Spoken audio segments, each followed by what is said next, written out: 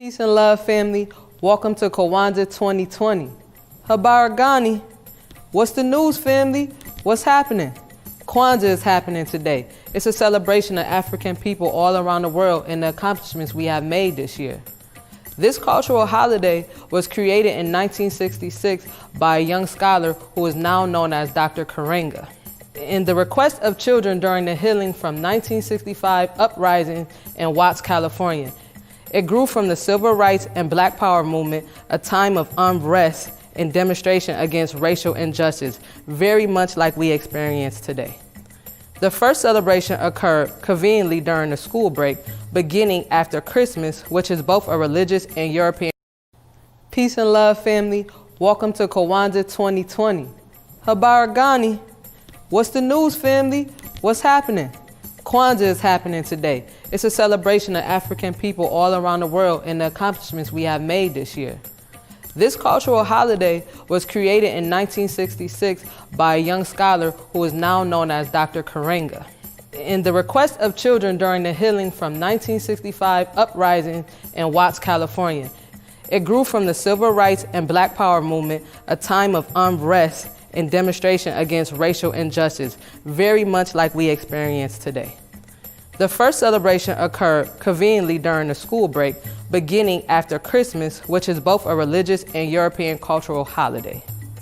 Kwanzaa is a cultural event only and based on 7 principles familiar to people of African descent: unity, self-determination, collective work, responsibility, cooperative economics, purpose, creativity, faith, and nia.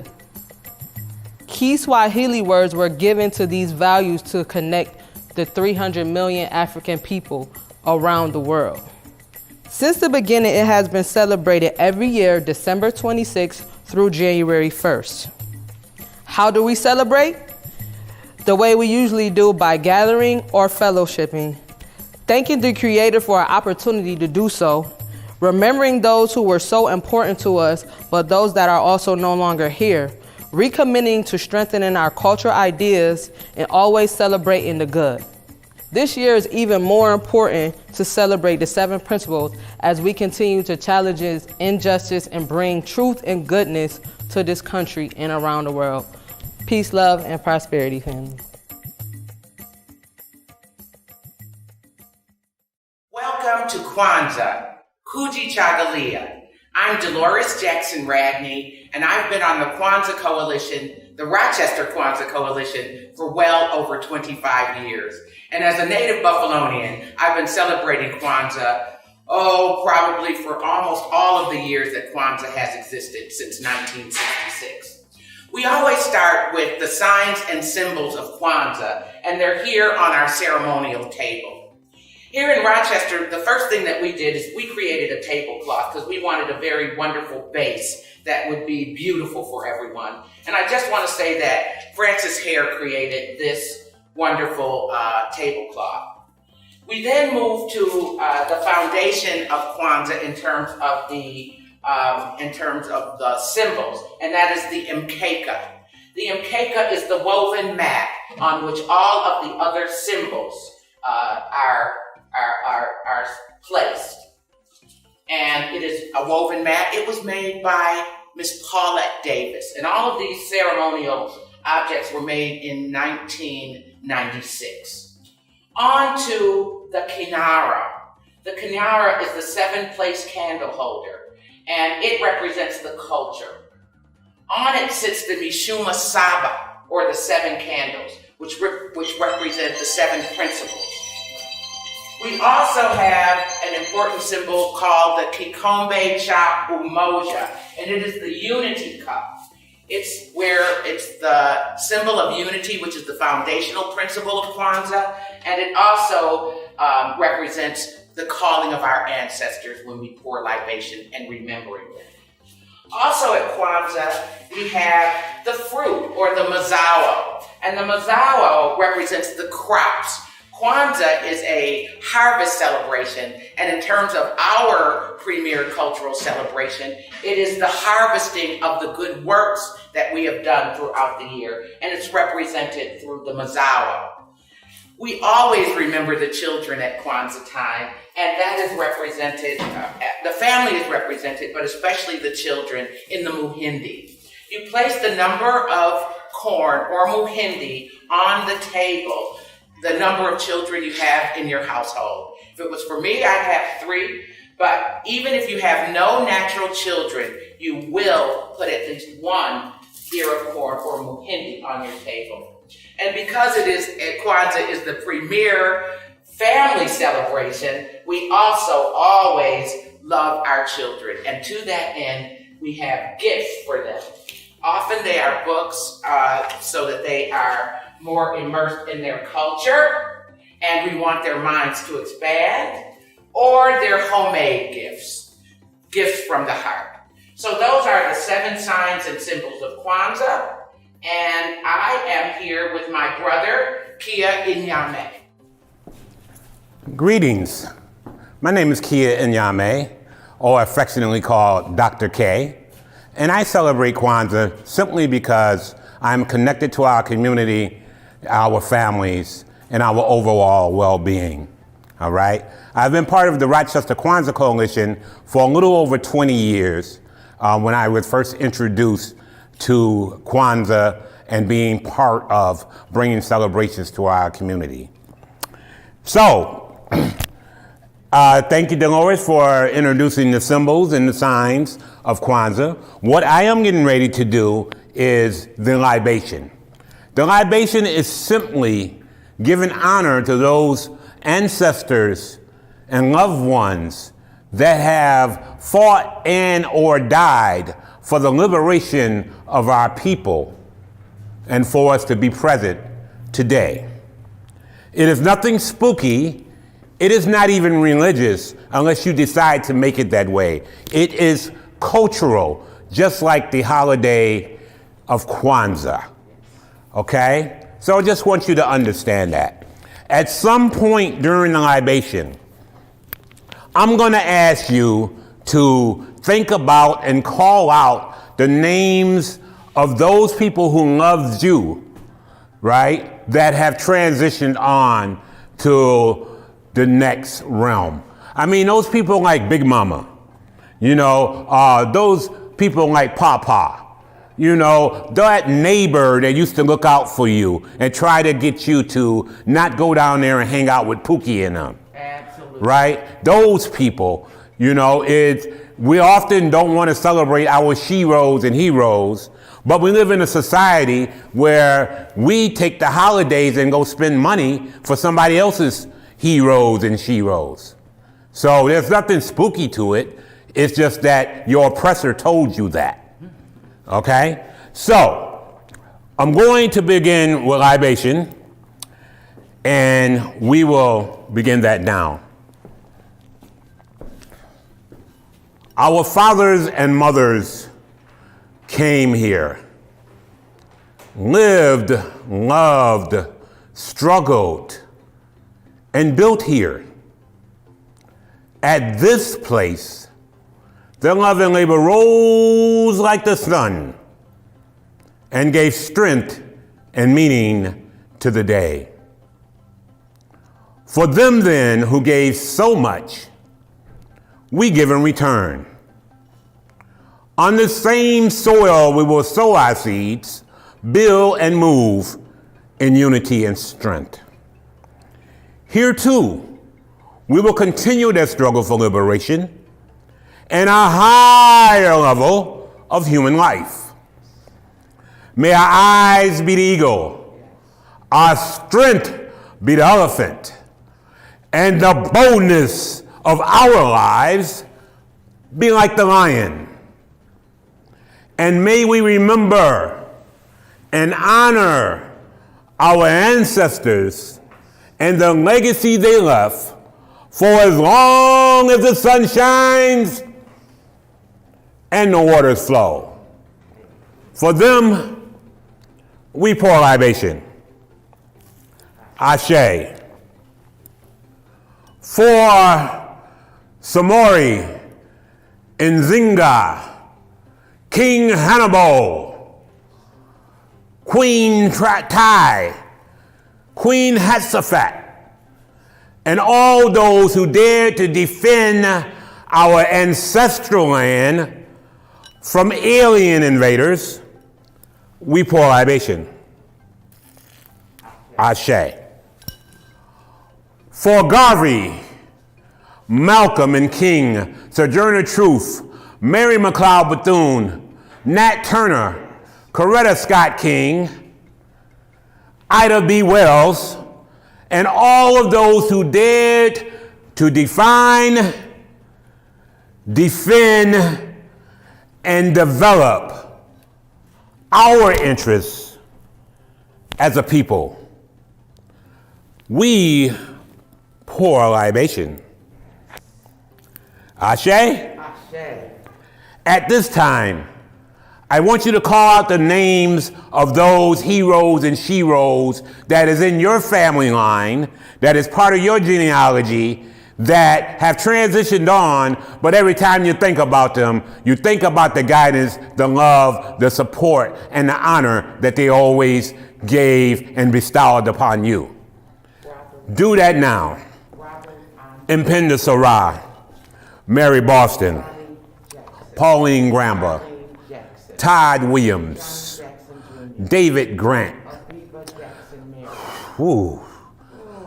Ooh, yes. Louise Watson, Andrew Watson, Thierry Jones, William Moore. Stephen Perry. Yes. Yes. For them that we called and those that are on our hearts that we did not call out loud, but we called from within, we pour libation. Ashe? Ashe. For our children. For our children. For our children. For our children. Our children like George Floyd. Our children like Daniel Prude. Our children like Breonna Taylor. Our children like Sandra Bland. Our children like Trayvon Martin. Our children like Tamar Rice. Our children like Brother Castile. Yes. And so many more that would unrighteously and unhumanly slaughtered and murdered by the same people who take an oath to protect and serve. And let me not forget about our children that look like us, who continue to kill each other only because what they see in front of them represents what they hate the most, themselves. We pour libation. We pour libation.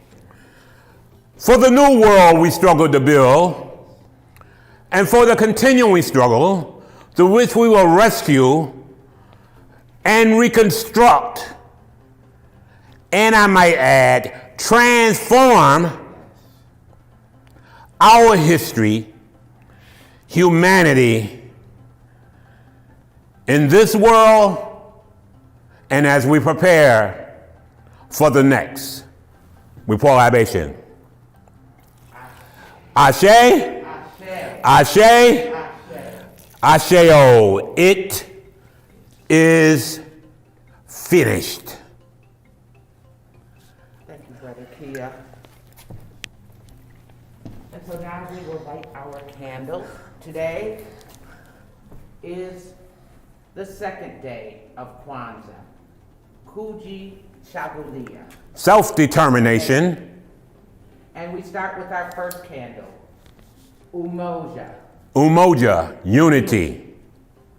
Kujichagulia. Kujichagulia, self-determination.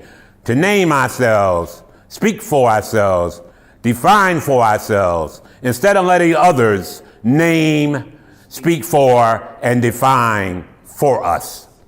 Ashe. So today's day of Kwanzaa, we celebrate self-determination. Later on in our program today, you're going to hear from some of the young activists here in Rochester who were protesting this year and standing up for the rights of Black people, Ashe. especially in our city. Ashe. Ashe. Habari gani. My name is Norm Struthers, and I have a story for you today. The story takes place, Kujichagulia, the second principle of Kwanzaa. Now, again, back to the story. It takes place in Africa, the country of Ghana. There was a small village, and an old man lived in that village. Now, this old man had 7 sons who helped him to run a farm which had been successful. And the old man was actually raising the 7 sons by himself as mother and father, because the mother had passed away years earlier. The 7 sons were a great pride to the old man, but in the same sense, they were also a disappointment to him. Now, the reason that they were a disappointment was because they argued all the time, from sun up till sundown. They just argued about anything and everything, and just went nonstop, arguing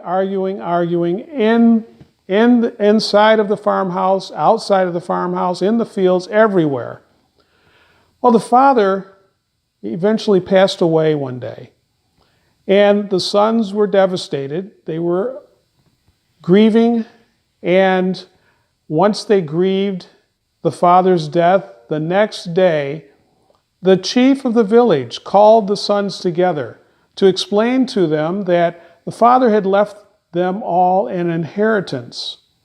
The inheritance of all of his possessions and his wealth would go to each son if they could meet conditions that he had set forth. Now, these conditions had to do with, number 1, the problem that they had not keeping peace in the family amongst themselves, arguing all the time. That had to stop. The father insisted that the arguing no longer take place amongst his sons. The second condition was that 7 rolls of spools of thread, one was given to each of the 7 sons. They were all of different colors, and each of different colors, I should say. And the sons were to take these spools of thread and turn them into gold, and do this all within the span of before the moon came out that day, that night. Now, the 7 sons left the chief with the understanding of the conditions, and a strange thing happened. When they got back to the farmhouse, there was no quarreling, no arguing, no bickering.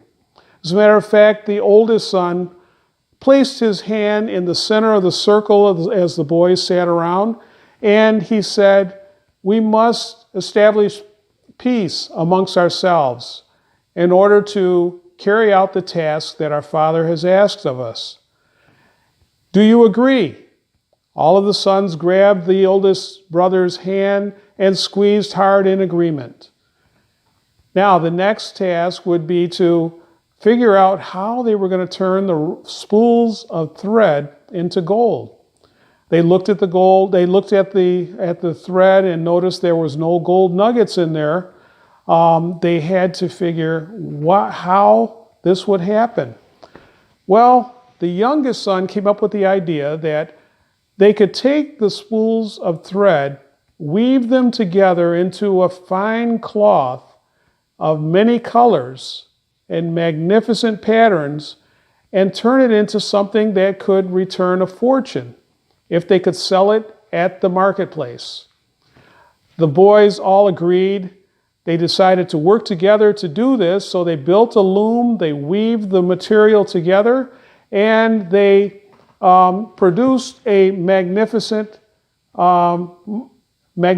cloth as they had hoped. They took the cloth, folded it neatly, placed them in bowls, and placed the bowls on top of their heads and marched to the marketplace. Now, when they got to the marketplace, they started selling their wares as soon as possible, and they were pleased by the large crowd that had gathered and were admiring all of the cloth that was so magnificently displayed. There was an elegant man in the back of the crowd that had gathered around the boys, and he came forward, pushing his way through the crowd, and said, "I must have that material. That is perfect for the king." Come to find out, it was the king's treasurer that was asking for the cloth. He said, "I'll buy this cloth as a gift to the king." The boys thought that this could bring a fortune. A king who would wear our cloth should cost a bag of gold. They requested a bag of gold from the treasurer, and he did present it, bought the material, and the boys were given the gold. They marched back to the village, very happy that they had sold everything that they had, and they went before the chief of the village, and they explained to him that they had completed the task that they were set out to do. They sold the material made from the thread that they were given and earned a fortune, and they spilled out the bag of gold in front of the chief to prove it. Now, the chief asked another question. "Did you argue today?" The boys all agreed, "We did not argue, we did not have time to argue, and therefore we finished the second task that we were to complete." They were very pleased with that. The chief was pleased. They went back to their home, and the boys were all very happy except the youngest son. The youngest brother, he was sad, and they asked him why, and he said, "Because we need to share this with the village. How can we share our wealth with the village?" And the boys decided that they would teach the villagers to weave the material as they had, and they could earn a fortune. And to this day, they carried out their task for their father, and they are selling the materials all over the world, and they are known as the boys that completed a task.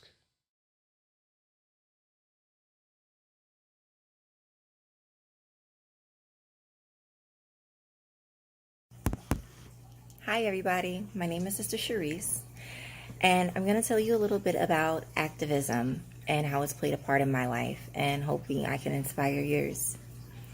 But first off, I would like to tell you a little bit about something that really inspires me, that gives me motivation all the time when I'm facing hard situations. And that story would be about Queen Morimi, queen of the Ile Ilf tribe in what is known today as modern-day Nigeria. Now, back in the 12th century, there was another tribe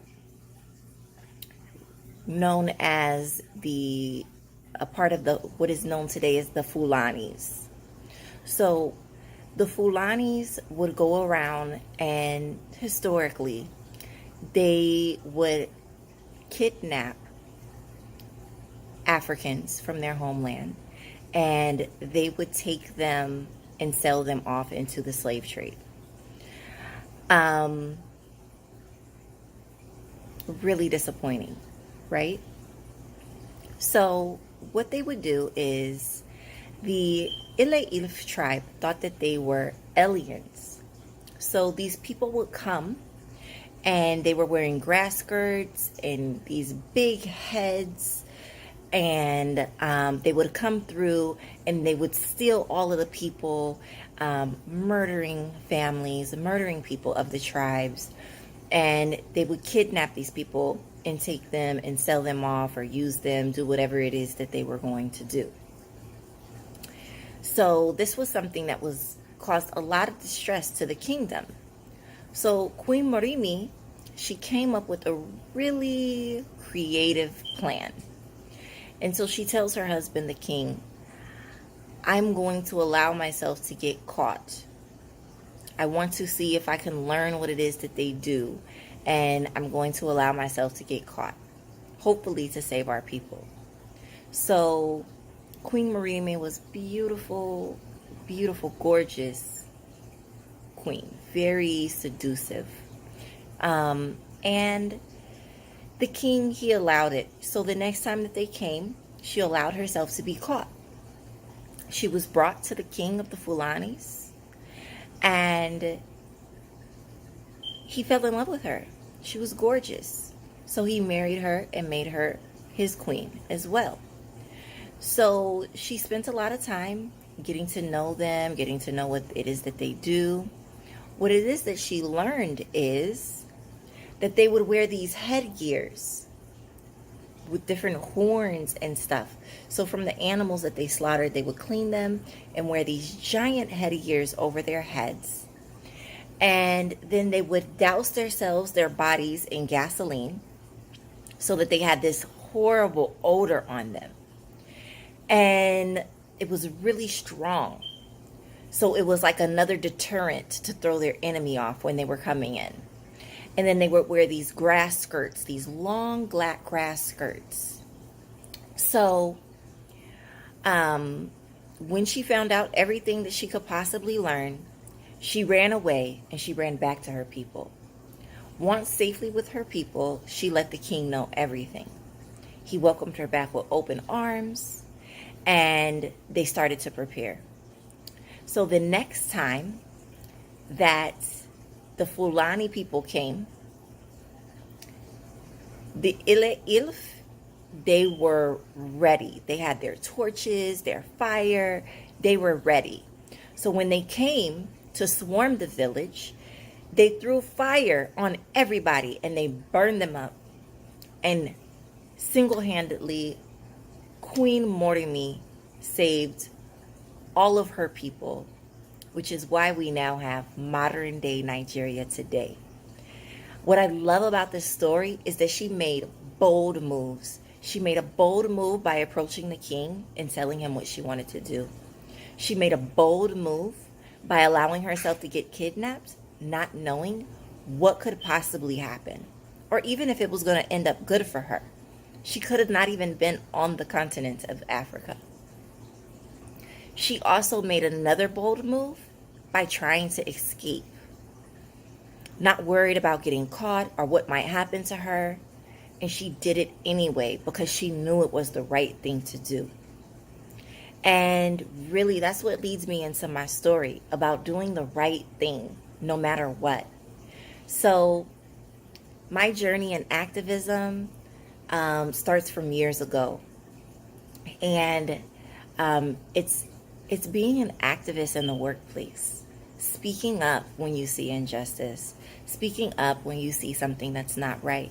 Far too often we say, oh, we don't want to lose our job, we don't want to do this, but you speak up. You take a bold move.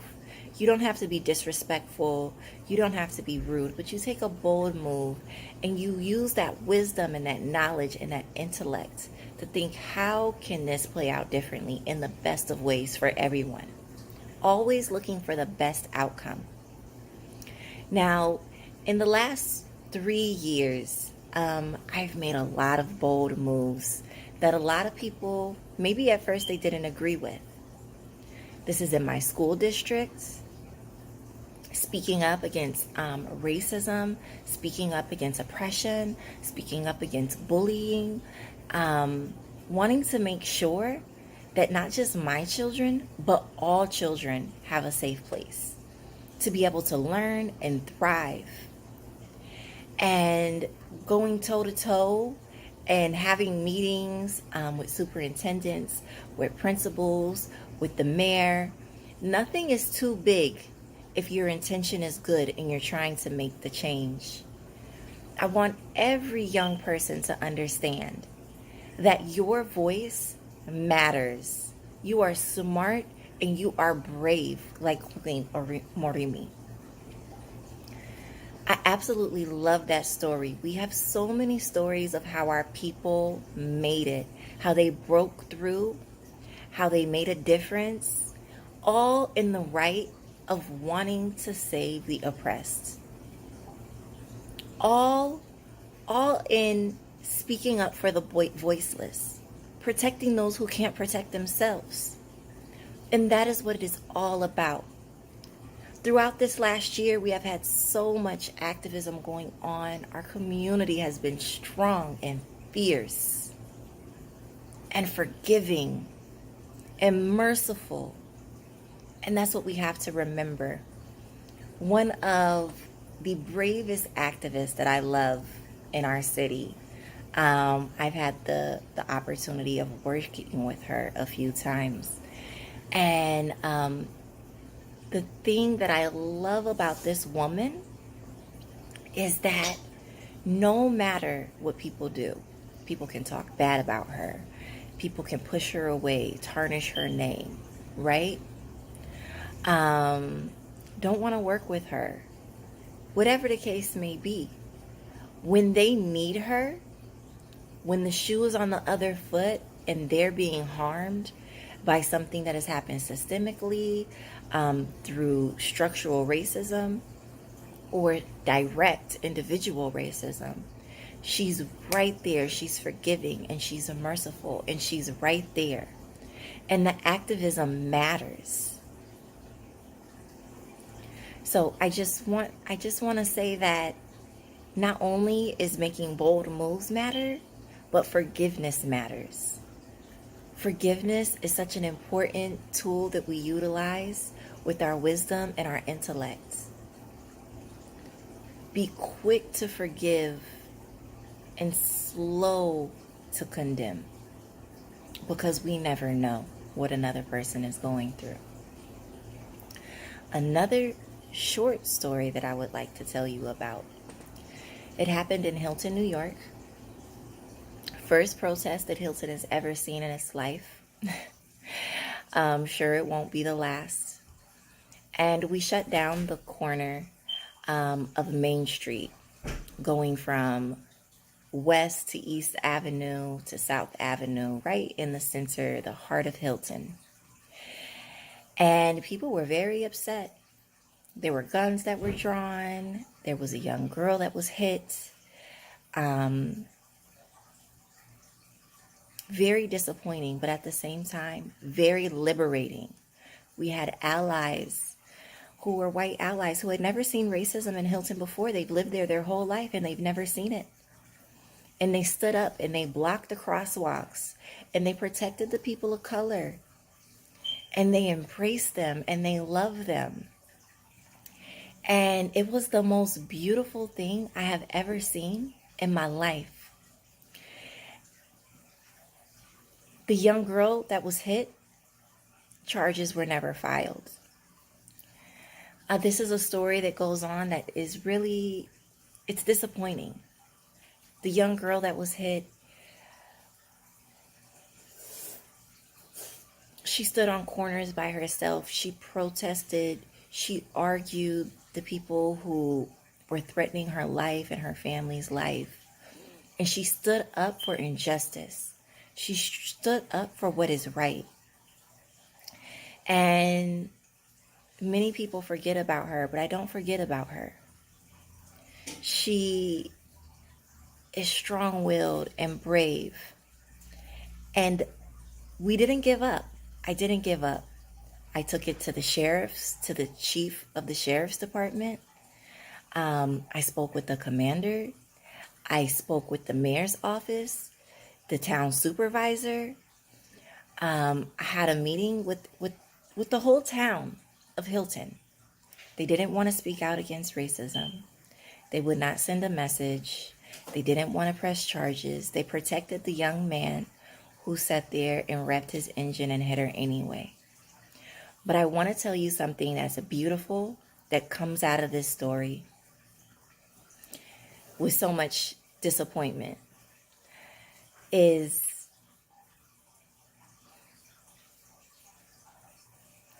now the superintendent of Hilton acknowledges racism. He acknowledges it. He's vowed to make a difference and to protect his students and his families. And he's publicly apologized about what he didn't know in his background and how he could not see it. Because I was labeled as a huge troublemaker. But please don't forget, being a troublemaker can be good and it can lead to awesome change. And it led to awesome change, and I pray that it continues to change. So not only did for 2020 Hilton have its first Black History Month ever, it will continue to have its Black History Month. It will continue to be inclusive, and it will continue to push out racism from every corner. And I'm just glad that I could have been a part of that. And I really am grateful for Queen Morimi as I do my DNA history and I research the land and the documents of my family. My family comes from that land, the land of Queen Morimi. And I may not be here if it was not for her saving our people. And I am so grateful that she made a bold move. And with her cunningness and her charm and her wisdom and her intellect, that I am able to be here today, that my father and grandparents were able to be here and to make a difference. And I'm blessed to share this story with you. So I encourage everyone, anyone watching, please be the change. Please make the difference. Please stand up for what's right.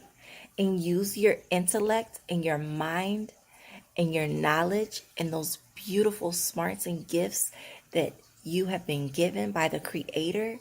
Use this to be able to move throughout the universe, throughout the world, and make a change and be the change that you want to see.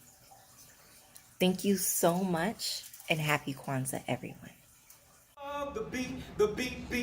Beat the beat to ascension. Musical mischief beset your existence. Resistance, your virtue, resistance. Fight the afflictions that besiege you. Murky waters seemingly keep you. Clashing the cymbals, crescendo to your temple. Lotus be a symbol of faith for the people. Cause your people are dying, not knowing who they're kin to. Budding implosions, kamikaze, expulsion. Expose them to their celestial bodies. Isis gave birth to a speck of dust.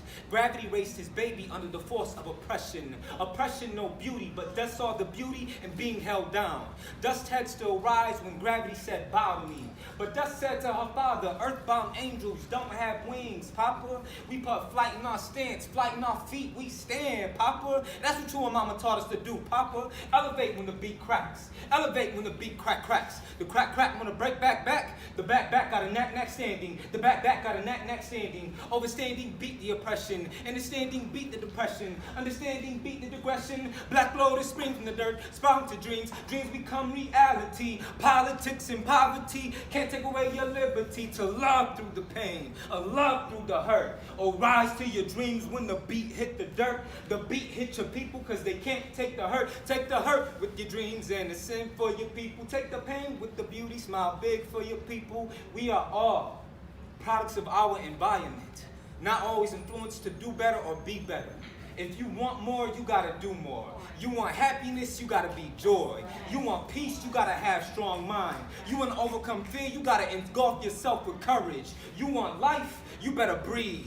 Breathe like you own the copyrights to the beat. The beat can't tame what it doesn't understand. You tame that beat, you take your life into your hands. Strum pedal, strum stem, beat the dirt, strum roots. Black lotus are rising from the beat, beat. Peace and love, family. I am here with my beautiful sisters. I'll let them introduce themselves. Today's topic is Kwanzaa, Kujichagulia, and what other better way to celebrate than with my beautiful sisters. It's your girl, Naya Shabazz, by the way. And I'm Lala. I'm Aaliyah. And I'm X. All right, and ladies, we are talking about Kujichagulia, self-determination. What inspires you, Aaliyah, from the past or the present, or who? What inspires me is the ancestors that came before me who have paved the way and given me the opportunity to stand in this world, to have a voice, and to continue to fight for what's right. So I feel as though I have a duty to them to continue on with the mission and to live my life with morals and principles. That way I can pass that along to my offspring as well. So that has always been my inspiration in life. And yeah. Dope vibes. What about you, my sister X? What inspires you, or who from the past or the present? What inspires me is children, all children. I don't have any children of my own, but I always strive to be an example and an inspiration to them. So I never want a child to be like, oh, I saw X doing this and that's why I'm doing this. I always want it to be something positive and letting them know that they can reach for the stars and letting them know that they are boundless. Like the sky's the limit. Nothing is impossible. So I always try to set that example for kids. That's dope. That's right. And that's right and exact. And that is exactly who inspires me, children, especially with me being an educator. The youth, I learn something from the youth every day, every single day. Youth bring understanding, knowledge, wisdom, and understanding, man, woman, and child. And the youth proves that day in and day out. And they just drive me. And the youth is our future. They are the catalyst to the advancement of this planet. So we have to instill morals and values in our children, and we have to break generational curses, which a lot of our community is doing right now, and I have been witnessing it with my own eyes, which ties back into Kujichagulia, self-determination, creating generational wealth for our children and for our families. It's the time. The time is right now. So that's who inspires me now, currently. In the past, my ancestors, like sis said, it's a lot of them. Personally, for me, Malcolm X, that's my inspiration. He drives me everything. So definitely dope vibes. Let's see. Also, hold on. I gotta shout out my parents. They are my mother and father. They definitely inspired me. My mom, she made me the woman I am today, and my father made me the person I am today, if that makes sense. That's why activism is so important. Activism comes in many ways, shapes, and forms.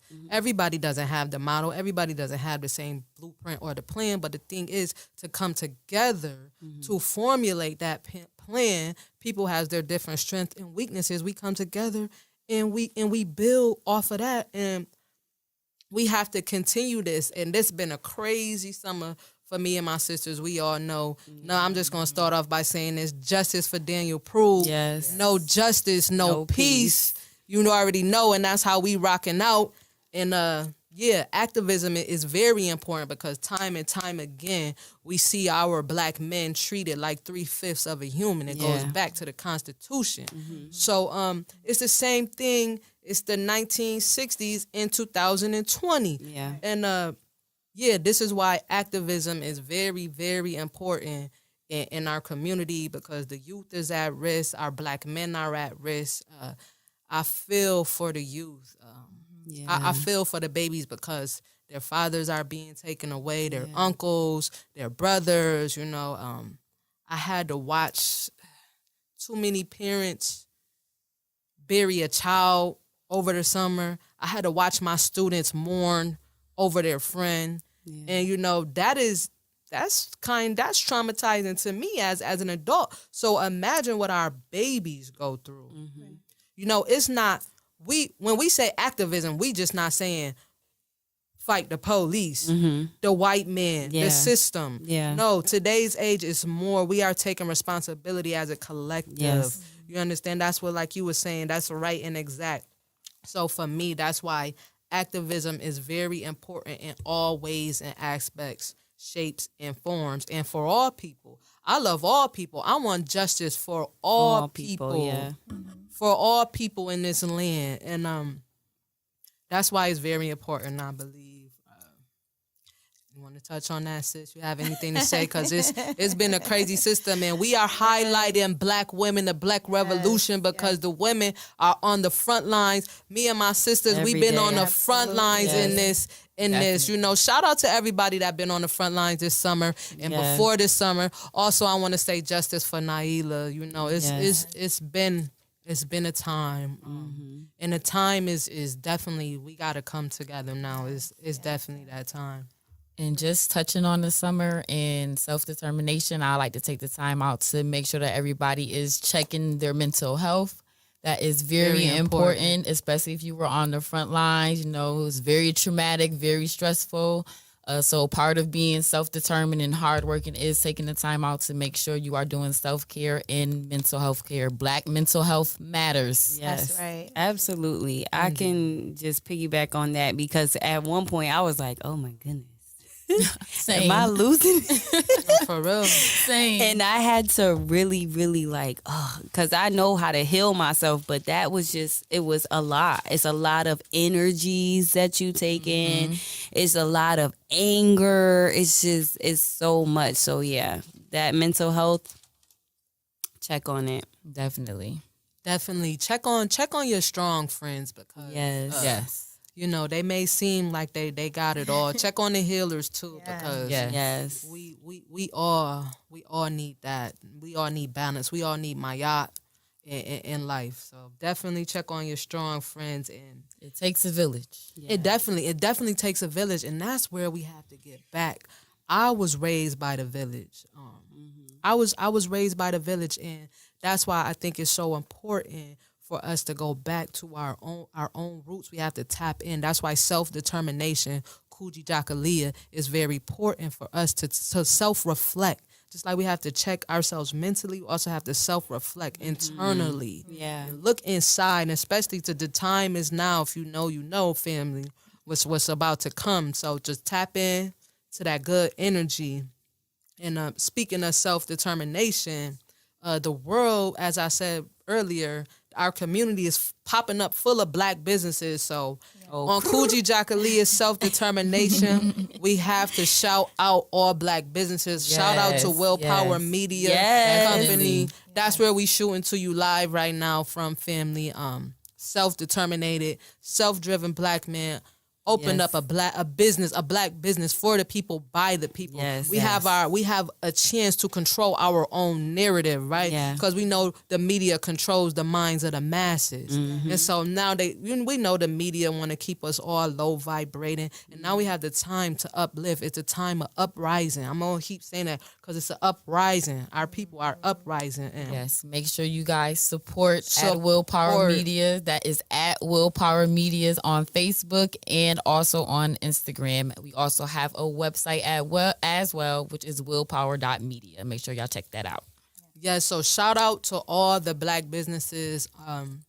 Shout out to all the Black businesses in the city. Shout out to Devin. He got the Black National Guide, Survival Guide, which will have a list provided. It's like a coupon book full of Black businesses, and it's very important, and it ties into Kujichagulia and self-determination, right? We want to provide services for ourselves. We want to keep the Black dollar circulated in our community. We are not the poorest people on the planet, but we have the poorest spending habits. Don't misconstrue, family. So shout out to all the Black businesses. I would like to shout out La right here. My sis, she has Lala Shades Butter and Lala Closet. Let me tell y'all about Lala Shades Butter. That stuff is dope, y'all. It's like butter, baby. You gotta get you some.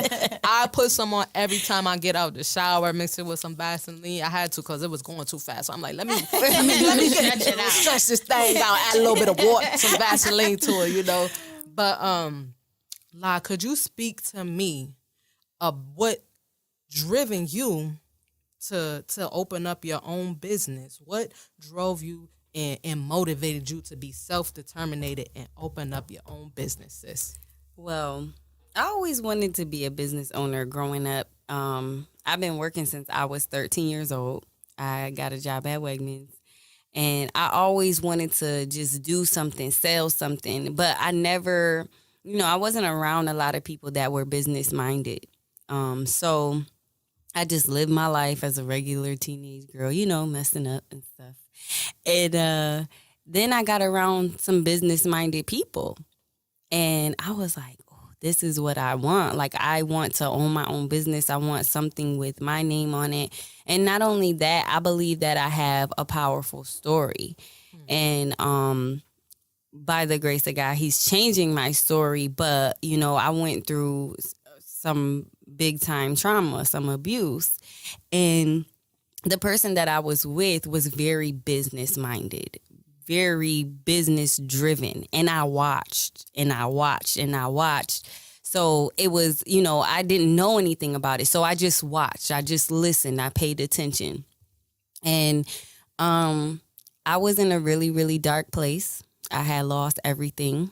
I was in a shelter and everything with my 2 kids. And I was like, I have to do something because this is not the end of me.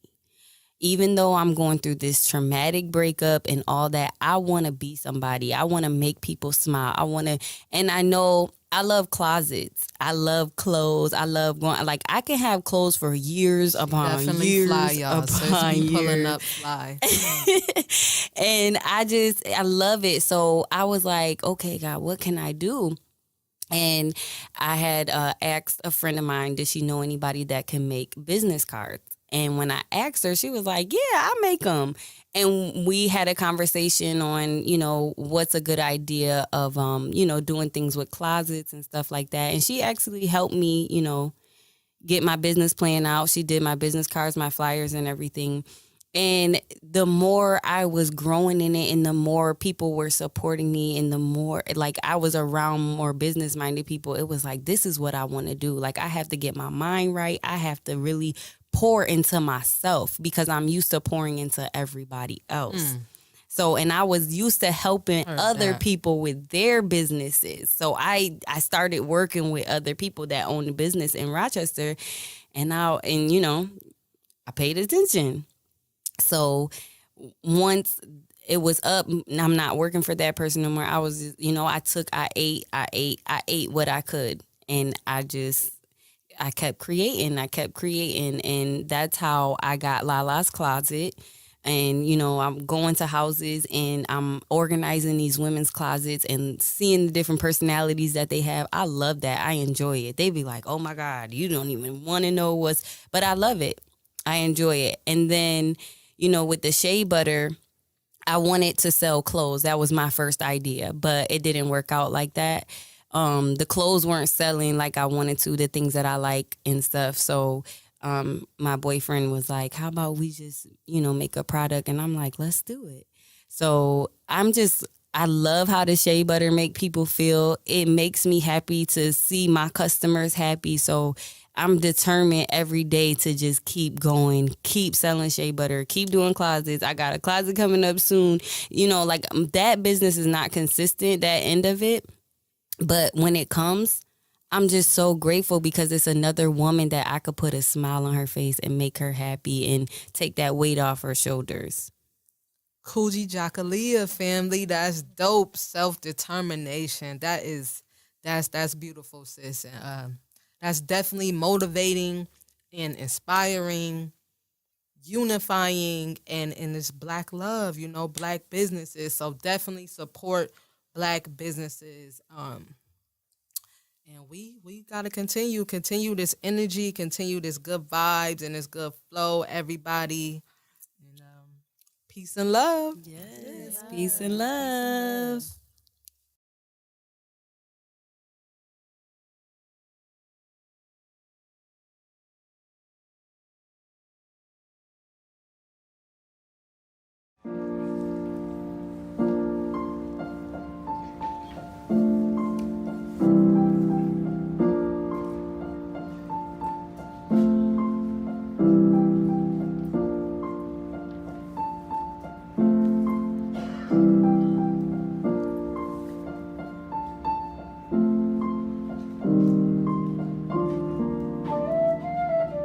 rep the village disenfranchised in the concrete jungle. For the children looking for a black transformer who converts himself from safe space to jungle gym. Safe space is a constant. From Rubik's Cube to dictionary, from living verb to extraordinary. They feared my greatness, and so did I. They feared my becoming, and so did I. I was blinded by the anointing within my clumsy grace, and somehow I still managed to stumble upon my greatness, which is proof that accidents have purpose and happen on purpose, which then proves that you have purpose. So I must stand and evolve in my power until the light comes on purpose.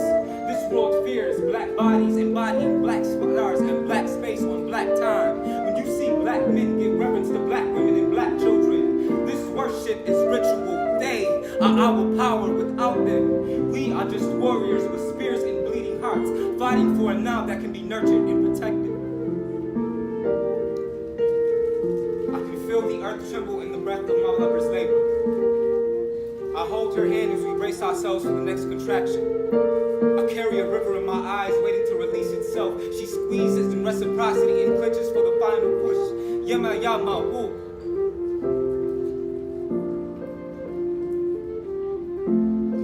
I have never seen a change so beautiful. Listen to the emphatic melody of a love child's purity. It's the sound of a father's lifeline double dutching with the replication of his DNA. I look into her eyes and see how far we've come. And I look at her mother knowing the path ahead is far from over, because the preservation of my legacy will cost me my life and then some. I hope the day never comes that I have to look my son in the eyes and tell him that he too must become a martyr in a war that he never asked for. The powers that be only want what they can buy, and rising above the will of the almighty dollar makes you a threat to national security. Melanin in motion is synonymous to danger. Dribble your thoughts with the perseverance that sends death fleeing in the opposite direction. Run your route, son. If the cops come knocking, daddy's blocking you till you reach the end zone. That is my duty as your father. I'll be a savage if it means I'll be a savage if it means you get to know what. If a black boy knows what it means to be a child, I will not whitewash your pride just to drape you in pretentious patriotism. I will not tell you to pledge allegiance to a country that paints you as a villain from the first cry. I will not tell you to be cold and burned to cinder till you are gray and lifeless. Our bodies have been the fossil fuels churning in the melting pot for far too long. Sons and daughters of the days to come. The pursuit of happiness is a long road to misery. Do not trouble yourself with such a thing that you effortlessly transcend. Chase your bliss. Remember who you are, who you've always been. A beautiful, majestic, undying love. A lineage of tribal spirit that traces back to a time when your heartbeat was just a random thought that your parents couldn't fathom. You are the ascendants of your ancestors' greatest hopes, so rise. You are the becoming of a nation, so rise. Lift the weights of oppression off your back and rise. Stand on the shoulders of the present moment and rise. Your brothers and sisters across the diaspora need you, so rise. I won't stop screaming until you rise. I won't stop bleeding until you rise. I won't stop fighting until you rise. I will not stop dying until you rise. This is your world. Paint it as you see fit. You are my joy, and my joy is not to be tampered with. I love you. Claim what is rightfully yours. You are my joy. Claim what is rightfully yours. You are my life. Claim what is rightfully yours. You are my pride. Claim what is rightfully yours. You are my joy. My joy, my joy. You are my life. My life, my joy. You are my pride. My pride, my joy. My life, my pride. My joy, my joy. You are my joy. Claim what is rightfully yours. Claim what is rightfully yours. Claim what is rightfully yours. Claim what is rightfully yours.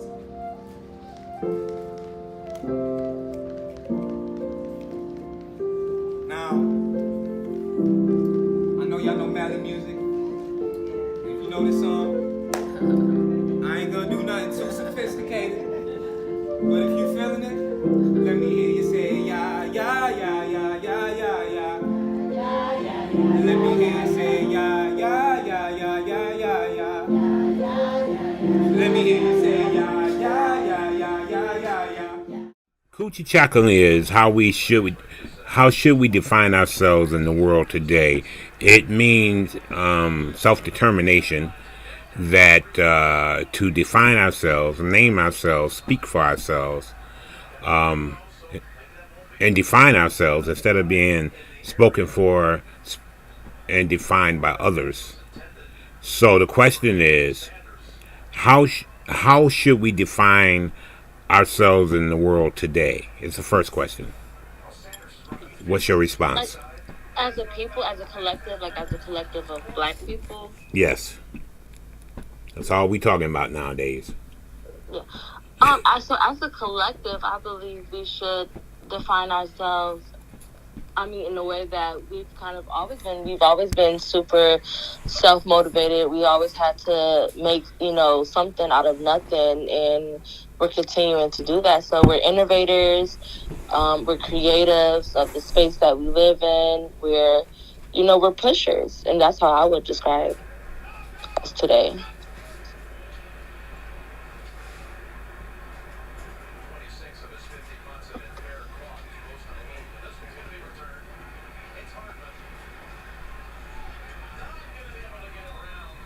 So you stopped talking. Yeah. Okay, I thought you had a much more to go. Okay, so who from the past or the present inspires you and how?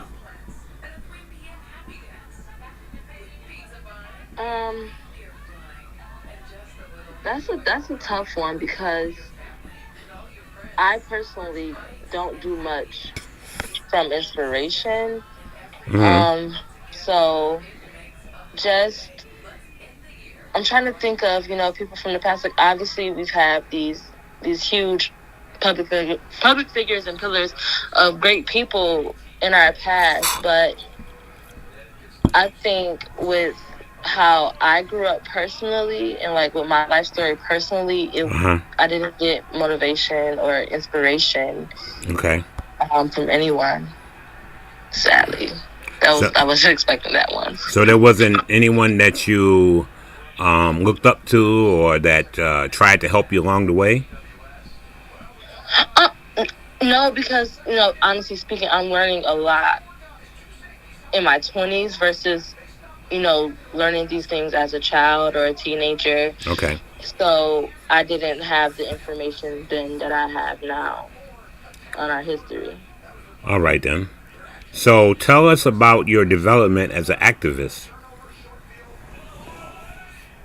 So I think just once you get angry enough, well, for me personally, that kind of set a fire, and it wasn't a thing that I've always, seen or have been around. I remember just being younger and participating in like Stop the Violence marches at the Humboldt Recreation Center here in Rochester. Yeah. And once you see things like, from Trayvon to Tamir Rice and George Floyd, it's just, I got angry, and it's like something has to happen. And, it's like with anything else, you can't keep waiting for those that you see out there doing it to complete the task. It takes a collective, and we all have to be involved. So once I, hit the streets on my own, that's when it clicked for me, and I learned about like a aunt of mine who's a current political prisoner and her activism in Rochester in the early 2000s, and it kind of just connected there. Okay, all right. Sounds good. I mean, not good in what's happened, but sounds good in your presentation of it. So tell us about your development as an activist. I mean, what happened? What happened? How did you get started? What have you done? What have you been part of? Okay, so currently I'm part of an organization called Big People Rock here in Rochester. Yes. And that formed from the May 30th protest and, response to the situation with George Floyd's murder. And we all kind of came together, or personally, I found this group of people who were angry and just trying to make the change. And we were just like individuals, and we, came together, and through this organization, we we've been able to just, find support within each other and within the community, whether that's going to eviction stops or, handling how minors are treated at the RTS center and getting, police contact to a minimum. I've done a lot of things in the city when it comes to like leading the marches or the protests and giving speeches and, making sure that the community knows that we are here to rebuild it essentially, and it begins within us.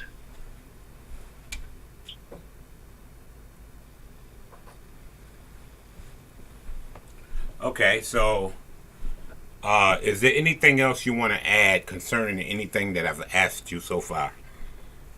No. Okay. Well, then we're finished. And I thank you so much for giving your input. And we're going to get this over to Rashad so that they can link it in with the virtual Kwanzaa. I got one more person to call, and we're going to make it happen. Okay? All right, awesome. Thank you so much. So, just take care of yourself, and we'll see you soon, right? Habari Gani.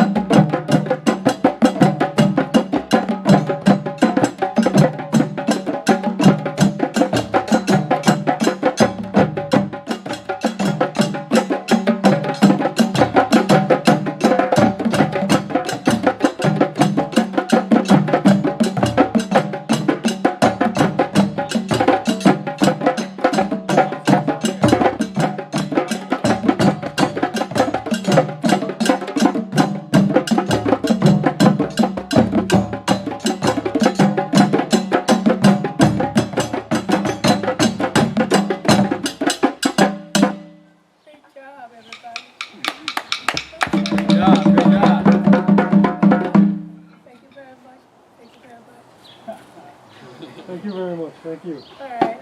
Any requests? Come on, don't be shy. Can't remember now. Just has to come back according to nerves.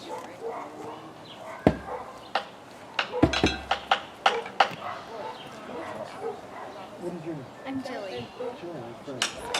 What about Soko, Dave? Remember Soko? Well, he'll come back. Dog Bay? Sure.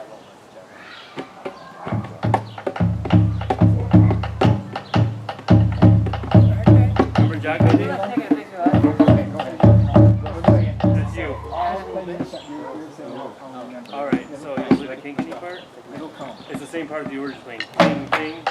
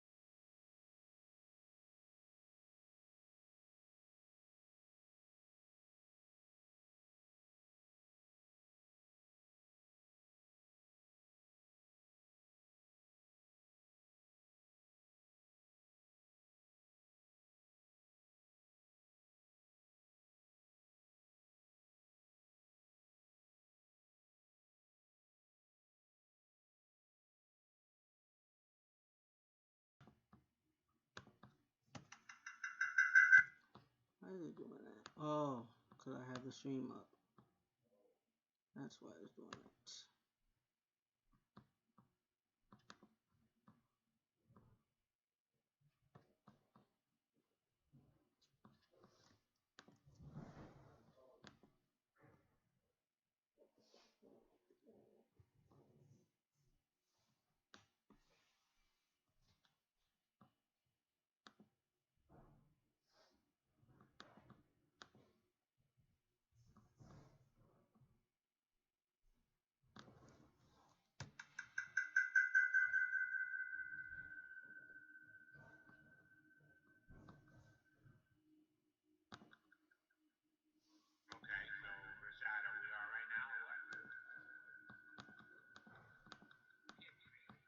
So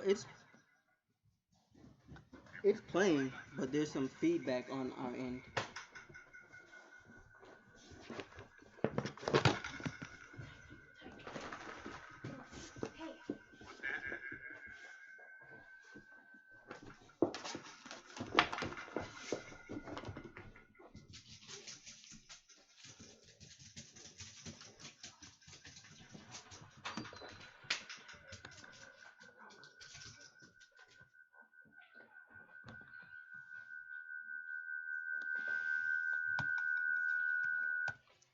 Heck.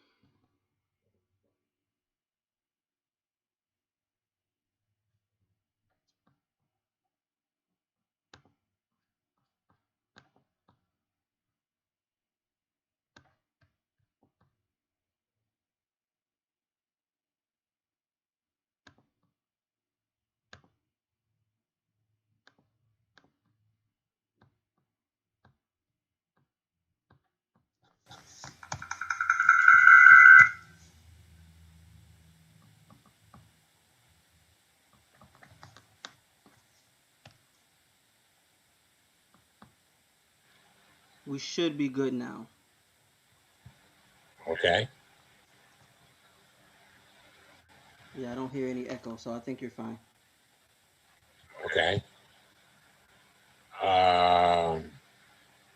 But it's frozen on the, now it's not. Okay. Can you all hear me?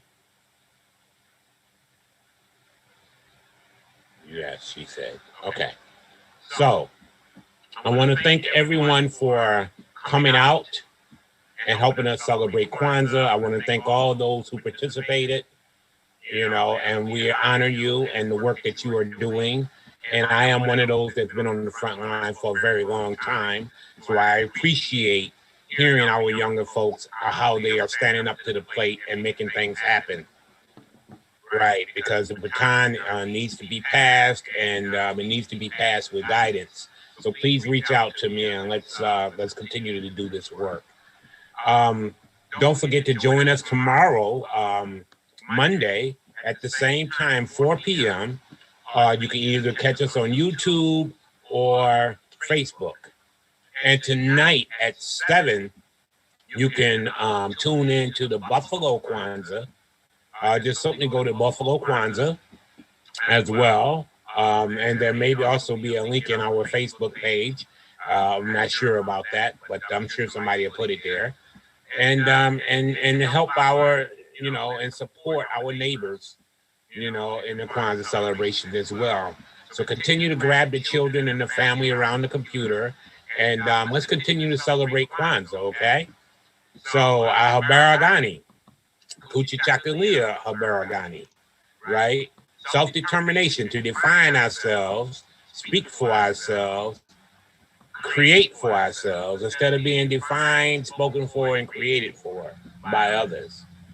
And that's what we've been doing in 2020, but actually for hundreds of years now.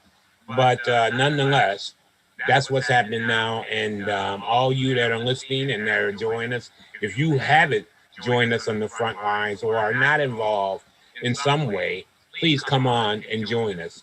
Everybody don't have to be out and protesting. There's other things that can be done.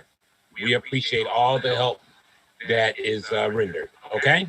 So I would say to you, and on behalf of Terry Shaka, myself, and the Kwanzaa Coalition, for this day of Kujichagulia, thank you for tuning in, and we'll see you tomorrow. Bye now.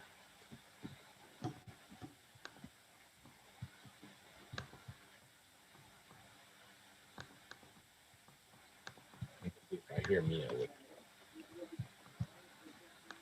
Habari Gani. In the spirit of Kuumba creativity, the Rochester Kwanzaa Coalition invites you to visit our YouTube channel. There you'll find 7 videos, one for each of the Nguzo Saba. These videos provide step-by-step instructions for how to make culturally themed items with the children in your family. Kwanzaa is a time when we should celebrate and encourage the creativity of children. The activities shared on our YouTube channel provide multiple opportunities for children to apply Kuumba while sharing quality time with family. The crafts made by children are perfect to decorate your home during the celebration and may be used as zawadi or handmade gifts for loved ones. Wishing you a joyous Kwanzaa. Heri za Kwanzaa.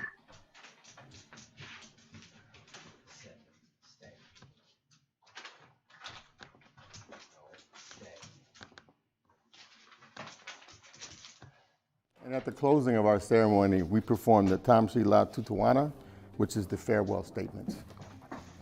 Strive for discipline, dedication, and achievement in all you do. Dare to struggle and sacrifice and gain the strength that comes from this. Build where you are, and dare leave a legacy that will last as long as the sun shines and the waters flow. Practice daily Umoja, Kujichagulia, Ujima, Ujamaa, Nia, Kumba, and Imani. And may the wisdom of the ancestors always walk with us. May the year's end meet us laughing and stronger. May our children honor us by following our example in love and struggle. And at the end of next year, may we sit together again in larger numbers with greater achievement and closer to liberation and a higher level of human life. We'll now perform 7 Harambes. Harambe, Harambe, Harambe, Harambe, Harambe, Harambe, Harambe. Ashe. Ashe.